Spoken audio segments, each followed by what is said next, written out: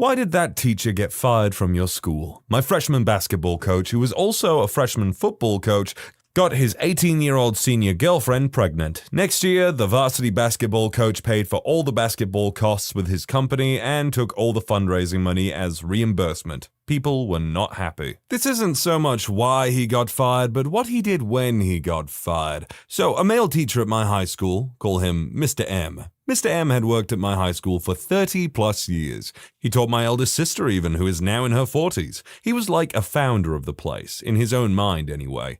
Mr. M, who has always been a long-time council member, so the community has always held him in high regard, minus his students. Ask anyone who has been taught by this man any time over those 30 years, and they will all tell you that he is the most dirty, sexist, racist, misogynistic slimeball you'll ever meet. Examples. Witnessed him tell a 15-year-old girl her legs go all the way up. Witnessed him force a dyslexic kid in our class to read aloud, laugh at him, then ask if he was mentally impaired. Witnessed him tell a kid from a low-income family that he could never afford the shoes he was wearing. Dude used to always wear really, really short shorts and sit with his legs wide open, so there was that imagery I'm sure many of my classmates were exposed to. Anyway, it was 2015, I think, maybe 2014. The government announced a few budget cuts here and there, and a few schools across the country were affected. My school was one of them, and in turn had to fire 2 teachers. One teacher was retiring at the end of the year anyway, so they put their hand up to take one of the positions, but there was still one more teacher that needed to be let go of.